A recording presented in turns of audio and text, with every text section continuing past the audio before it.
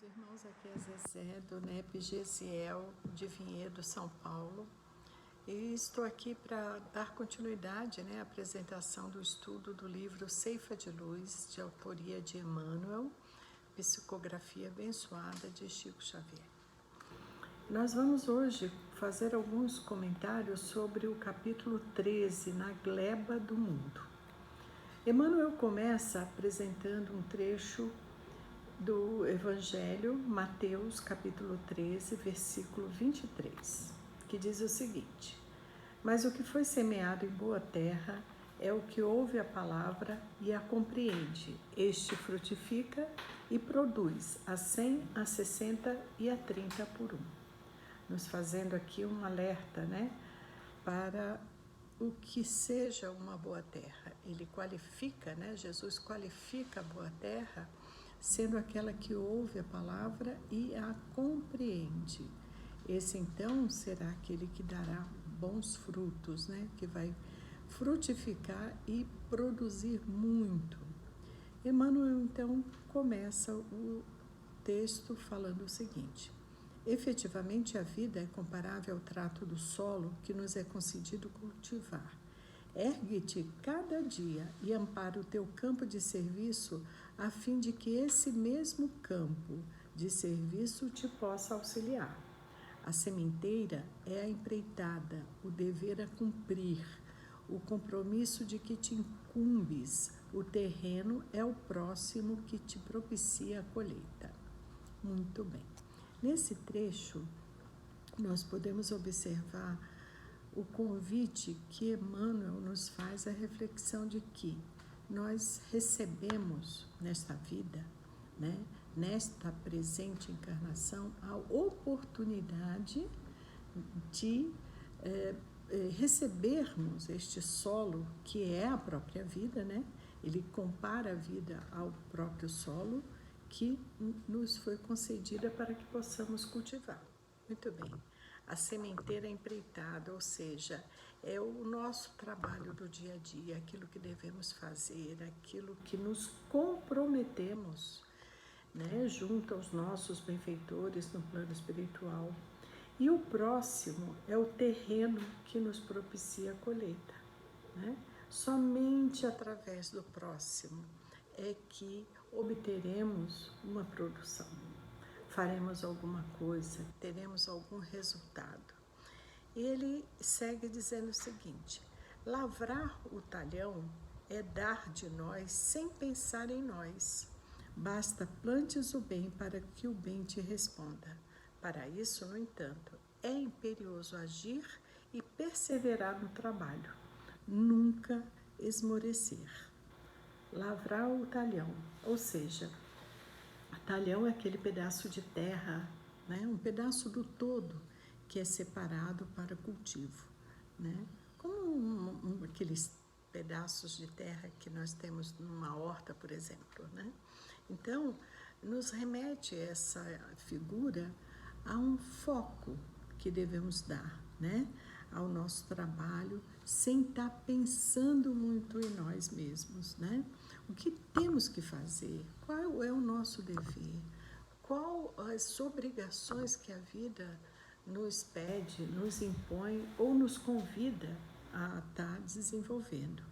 Então, ele diz ainda assim: basta plantes o bem para que o bem responda.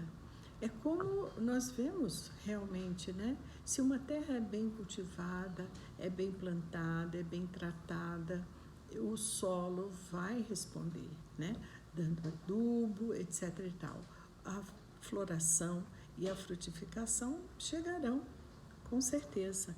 Então, não podemos esmorecer diante dos compromissos que assumimos, Então, ele fala ainda: qual ocorre na lavoura comum é preciso contar com aguaceiro e canícula, granizo e vento, praga e detrito. Não valem reclamações, remove a dificuldade e prossegue firme. Acima de tudo, importa o rendimento da produção para o benefício de todos. Ou seja, as adversidades chegam, Assim como quando estamos tratando a terra, nós podemos ver que a natureza às vezes nos traz as intempéries, mas elas também são necessárias, né? Às vezes o vento é que vai renovar o ar, vai trazer chuva, né? Se uma chuva muitas vezes é um pouco mais intensa, vem um aguaceiro que pode ser um rio que será devidamente qualificado, né, para que possa levar muitas águas pela frente para outras paragens. Enfim, nós não temos o que pensar das intempéries, que nós sabemos que elas vêm mesmo, mas vêm como o quê? Como lições, não como obstáculos para que estacionemos e percamos o rumo. O que acontece com o lavrador quando acontece algum tipo de intempérie? Cai uma geada. O que ele faz? Vai lá, limpa tudo e planta de novo. Simples assim. Porque é preciso que seja assim, né? Você não vê o lavrador, choveu muito, caiu uma geada, eu vou abandonar a terra. Faz parte, né, da experiência, da nossa jornada de aprendizagem, que necessitamos para despertarmos, né, para compreendermos melhor as palavras de vida eterna que chegam até nós, né? E ele fala assim, acima de tudo, importa o rendimento da produção para benefício de todos. Imagina se os lavradores param as produções aí, os distribuidores, como ficaríamos? É preciso pensar nisso, no bem comum, né?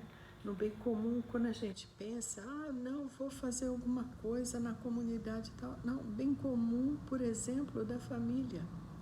Muitas vezes necessitamos fazer pequenas renúncias para que o bem comum prevaleça, não é verdade? Ele diz ainda, se alguém te despreza, menoscabando a suposta singeleza do encargo que te coube, esquece a incompreensão alheia e continua plantando para a abastança geral.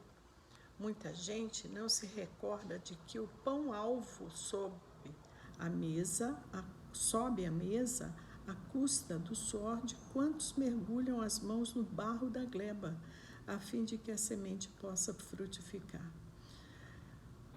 Então, vamos dizer assim, não existe serviço mais importante que o outro. Todos somos importantes onde estamos, porque Deus nos coloca no lugar certo, na hora certa, com as pessoas certas, para desenvolvermos certo trabalho. Então, ninguém fará a nossa tarefa por nós. Então, onde estivermos, valorizemos as intempéries, valorizemos o solo que Deus nos colocou em mãos, né? Aquele talhão que devemos cuidar. E essa questão do pão que chega à mesa, olha quantos e quantos não trabalharam para que nós tivéssemos um simples pão à mesa. Então, a importância de estarmos realmente valorizando as coisas simples e o trabalho de todos, né?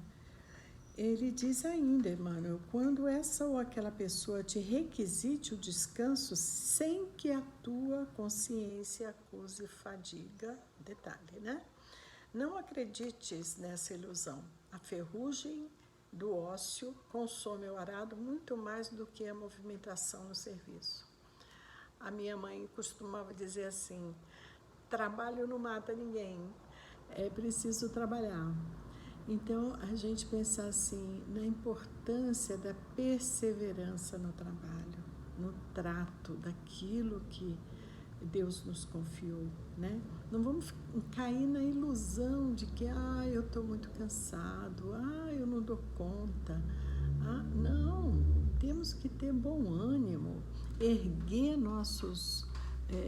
a cada dia com confiança de que o nosso mestre está nos observando e nos deu aquele talhão que podemos dar conta. Senão não seria a justiça divina, né? Se está no nosso caminho, é porque vamos dar conta. Então, tenhamos bom ânimo. E Emmanuel, então, finaliza assim: trabalhe e confia na certeza de que o Senhor da obra te observa e segue vigilante. Não duvides, nem temas. Dá o melhor de ti mesmo à seara da vida e o divino lavrador, sem que percebas, pendurará nas frondes do teu ideal a floração da esperança e a messe do triunfo. Ou seja, na hora certa, nós colheremos os frutos que nós semeamos, né? E vamos voltando aqui ao trecho do Evangelho que Emmanuel cita lá no começo da lição, né? Mas o que foi semeado em boa terra é o que ouve a palavra e a compreende. Este frutifica e produz a 100, a 70 e a 30 por um.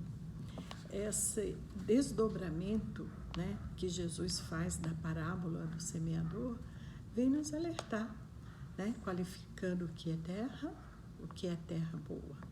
E cabe a nós a seguinte pergunta: que tipo de terra sou? Como estou lavrando o meu talhão? Como estou lavrando a minha terra, a terra que Deus me confiou nesta presente encarnação, né? Jesus já sabe que tipo de terra somos, mas é importante que nós reflitamos e saibamos com clareza, né, que trato nós temos dado a esse solo divino que existe em nós, né?